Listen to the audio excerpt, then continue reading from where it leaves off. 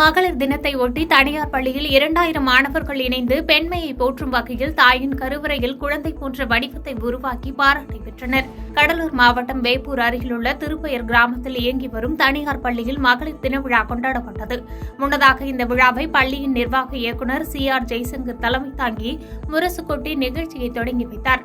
அதனைத் தொடர்ந்து பள்ளி மாணவிகளின் பரதநாட்டியம், கம்பு சுழற்றுதல், மாணவிகளின் கராத்தே நிகழ்ச்சிகளை தொடர்ந்து 2000 மாணவர்கள் இணைந்து நோபல் உலக சாதனை முயற்சியாக பெண்மையை போற்றும் வகையில் தாயின் கருவறையில் குழந்தை போன்று உருவாக்கி சான்றோர்களின் பாராட்டை பெற்றனர்.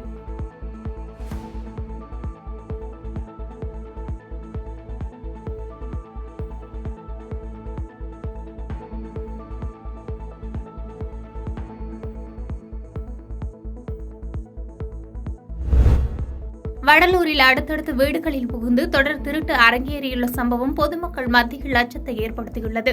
கடலூர் மாவட்டம் வடலூர் நடேசன் நகர் பகுதியைச் சேர்ந்தவர் மார்ட்டின் மகன் அமலோற்பராஜ். இவர் சென்னையில் உள்ள தனியார் நிறுவனத்தில் வேலை செய்து வருகிறார். இந்த நிலையில் கடந்த 2 தினங்களுக்கு முன்பு சொந்த ஊரான வடலூருக்கு விடுமுறைக்காக வந்துள்ளார். அப்போது இவரது வீட்டில் இரவில் நுழைந்த மர்ம நபர் ஒருவர் 1.5 பவுன் தங்க நகை, 8000 ரூபாய் ரொக்க பணம் மற்றும் செல்போனை திருடி சென்றுள்ளார். இதேபோன்று அதே பகுதியில் உள்ள 2 வீடுகளில் அடுத்தடுத்து 2 செல்போன் மற்றும் வீட்டில் வைக்கப்பட்டிருந்த பணத்தை திருடி சென்ற சம்பவம் நடேசன் நகர் பகுதியில் பெரும் பரபரப்பை ஏற்படுத்தியுள்ளது.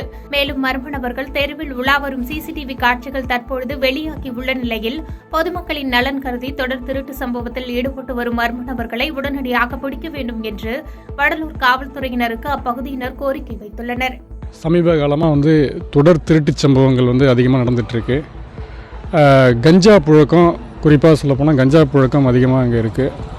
இளம் தலைமுறையை அழிக்கக்கூடிய, நாசப்படுத்தக்கூடிய இந்த செயல்கள் வடலூர் பகுதியில் மிகவும் கடுமையாக முன்பு எப்பொழுதும் இல்லாத அளவுக்கு இப்போது அதிகமாக இருக்குது.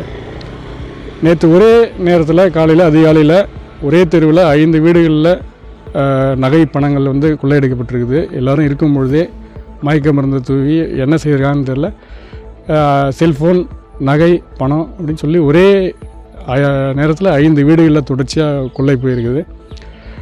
சமூக விரோதிகளுடைய நடமாட்டம் அதிகமாக இருக்குது இந்த பகுதியில். யார் வராங்க போகிறாங்கன்றதே தெரியல.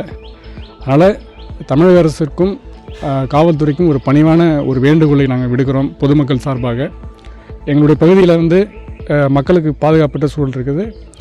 எங்களுடைய பகுதியில் ஒரு கட்டாயம் கண்காணிக்கக்கூடிய ஒரு CCTV கேமரா பொருத்தணும். இந்த திருட்டு, கஞ்சா போன்ற குற்ற செயல்களை காவல்துறை கடுமையான நடவடிக்கை எடுத்தவர்கள் ஒடுக்கணும். நாடாளுமன்ற தேர்தலில் யார் வர வேண்டும் என்பதை விட யார் வர வேண்டாம் என்பதிலே தெளிவாக உள்ளோம் என்று ஆசிரியர் கி. வீரமணி பேசியுள்ளார். தமிழ்நாடு முதலமைச்சரும் திமுக தலைவருமான மு.க. ஸ்டாலினின் பிறந்தநாளை ஒட்டி நெஞ்சுக்கு நீதி வழி, திராவிடமே ஒன்றியத்திற்கு வழி என்ற தலைப்பில் பொதுக்கூட்ட நிகழ்வு வடசென்னையில் நடைபெற்றது. தலைமை செயற்குழு உறுப்பினர் சந்துரு தலைமையில் அமைச்சர் சேகர்பாபு முன்னிலையில் அகரம் பகுதியில் நடைபெற்ற நிகழ்ச்சியில் ஆசிரியர் கி. வீரமணி, வடசென்னை நாடாளுமன்ற உறுப்பினர் கலாநிதி வீரசாமி உள்ளிட்ட பலர் பங்கேற்று உரையாற்றினர். அப்போது பேசிய ஆசிரியர் கி. வீரமணி, கடவுளையும் பாதுகாப்பது திராவிட இயக்கம்தான் என்பதை நாம் நிரூபிக்க வேண்டும். கொள்ளையடிக்கிறார்கள் என்று இங்கு பிரதமர் பேசுகிறார். ஆம், ஏழை எளிய மக்களின் இதயங்களை கொள்ளையடித்துக் கொண்டுதான் இருக்கிறோம் என்று தெரிவித்தார்.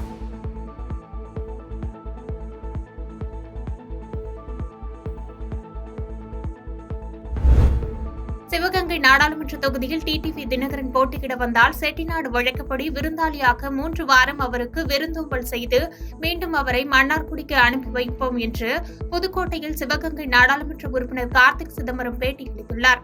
புதுக்கோட்டையில் சிவகங்கை நாடாளுமன்ற உறுப்பினர் கார்த்திக் சிதம்பரம் செய்தியாளர்களை சந்தித்து பேசினார். அப்போது பேசிய அவர், திமுக காங்கிரஸ் கூட்டணி பேச்சுவார்த்தை சுமூகமாக நடைபெற்று வருகிறது. வருகின்ற தேர்தலை எதிர்கொள்ள எனது தந்தையின் தயவு இன்னும் எனக்கு தேவைப்படுகிறது. அதேவேளையில் கட்சி பலம், கூட்டணி பலம்தான் முக்கியம். MP, MLA பெயர்களை விட கட்சியின் சின்னம்தான் மக்களுக்கு தெரியும். எனவே கட்சி பலத்தையும் கூட்டணி பலத்தையும் நம்பி தேர்தலை எதிர்கொள்கிறேன் என்று தெரிவித்தார்.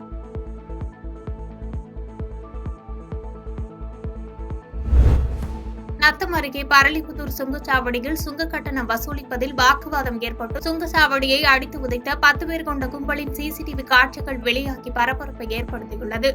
திண்டுக்கல் மாவட்டம் நத்தம் அடுத்துள்ள பரளிப்புத்தூர் பகுதியில் மதுரை நத்தம் தேசிய நெடுஞ்சாலையில் சுங்கச்சாவடி அமைந்துள்ளது. தமிழகத்திலேயே இந்த சுங்கச்சாவடியில்தான் அதிக கட்டணம் வசூலிக்கப்படுவதாக வாகன ஓட்டிகள் புகார் தெரிவித்து வருகின்றனர். இந்த நிலையில் சுங்கச்சாவடி அருகே உள்ள வத்தப்பட்டி பகுதியைச் சேர்ந்த கழிவுநீர் வாகனத்தை ஓட்டி வந்த நபருக்கும் சுங்கச்சாவடி ஊழியர்களுக்கும் சுங்கச்சாவடி கட்டணம் வசூலிப்பது தொடர்பாக வாக்குவாதம் ஏற்பட்டதாக கூறப்படுகிறது. இதில் வாக்குவாதம் முற்றியதில் கோபமடைந்த வாகன ஓட்டுநர் அங்கிருந்து கிளம்பி சென்ற சிறிது நேரத்தில் இருசக்கர வாகனத்தில் அங்கு வந்த 10க்கும் மேற்பட்ட நபர்கள் கொண்ட கும்பல் சுங்கச்சாவடி பகுதியில் இருசக்கர வாகனத்தை கொண்டு வாகனங்களை செல்லவிடாமல் மறித்துக் கொண்டு ரகளையில் ஈடுபட்டனர்.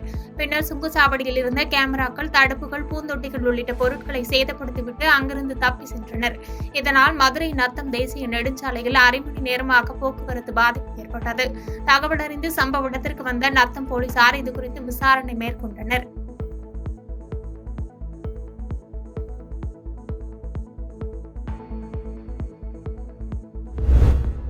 வாணியம்பாடியில் பள்ளி கட்டணம் செலுத்திவிட்டு வீடு திரும்பிய பள்ளி மாணவன் ரயிலில் சிக்கி உயிரிழந்த நிகழ்வு அப்பகுதியில் பெரும் சோகத்தை ஏற்படுத்தியுள்ளது. வேலூர் மாவட்டம் சலம்பானத்தம் பகுதியைச் சேர்ந்தவர் 16 வயதான சிறுவன் திலீப் யாதவ். இவர் நாமக்கல் அடுத்த ராசிபுரம் பகுதியில் உள்ள தனியார் சிபிஎஸ்இ பள்ளியில் 11ஆம் வகுப்பு படித்து வந்தார். இந்நிலையில் இவர் பள்ளியில் கட்டணத்தை செலுத்திவிட்டு சேலம் பகுதியில் இருந்து அரக்கோணம் வரை செல்லும் பயணிகள் ரயிலில் வீடு திரும்பியுள்ளார். இந்நிலையில் ரயில் திருப்பத்தூர் மாவட்டம் வாணியம்பாடி ரயில் நிலையத்தில் வந்து நின்றபோது மாணவன் திலீப் ரயிலில் இருந்து இறங்கி ரயில் நிலையத்தில் உள்ள தண்ணீர் குழாயில் தண்ணீர் குடிக்க சென்றுள்ளார்.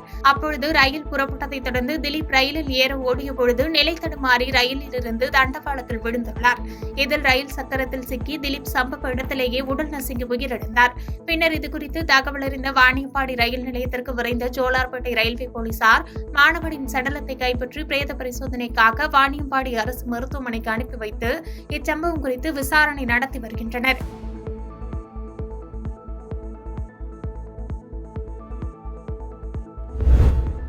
திருப்போரூர் அருகே பணியில் இருக்கும் காவலாளி பெண்ணை பாலியல் துன்புறுத்தல்களில் ஈடுபட்டவர்களை காயார் போலீசார் கைது செய்து சிறையில் அடைத்தனர். செங்கல்பட்டு மாவட்டம் திருப்போரூர் அடுத்த ஒத்திவாக்கம் அருகே தனியார் நிறுவனம் ஒன்று இயங்கி வருகிறது. இதில் திருப்போரூர் கூற்றோடு வெங்கடேஸ்வரா நகர் பகுதியைச் சேர்ந்த அமுதா என்பவர் கடந்த 6 மாதங்களுக்கு மேலாக தனியார் நிறுவனத்தில் பெண் காவலாளியாக பணியாற்றி வருகிறார். இந்நிலையில் அதே நிறுவனத்தில் கடந்த 3 மாதத்திற்கு முன்பு செக்யூரிட்டி சூப்பர்வைசராக பணியில் சேர்ந்த பிரபாகரன் பணியில் இருந்த அமுதாவுக்கு தொடர்ந்து பாலியல் துன்புறுத்தல் அளித்ததாக கூறப்படுகிறது. இதுகுறித்து அமுதா மேலதிகாரிகளிடம் புகார் அளித்தும் எந்த நடவடிக்கையும் எடுக்கப்படாததால் அமுதா காயார் காவல் நிலையத்தில் புகார் அளித்தார். அதன் அடிப்படையில் திருப்போரூர் காவல் ஆய்வாளர் சரவணன் தலைமையில் உதவி ஆய்வாளர் விஜயகுமார் ஆகியோர் வழக்கு பதிவு செய்து பிரபாகரனை விசாரணை மேற்கொண்டனர். தொடர்ந்து பாலியல் துன்புறுத்தலில் ஈடுபட்ட பிரபாகரன் திருப்போரூர் நீதிமன்றத்தில் ஆஜர்படுத்தப்பட்டு சிறையில் அடைக்கப்பட்டார். பாதகம் செய்பவரை கண்டால் நாம் பயங்கொள்ளலாகாது பாப்பா, மோதி மிதித்து விடு பாப்பா, அவர் முகத்தில் உமிழ்ந்து விடு பாப்பா. அண்மை செய்திகளை உடனுக்குடன் தெரிந்து கொள்ள இணைந்திருங்கள் இயம்நாடு தொலைக்காட்சியுடன்.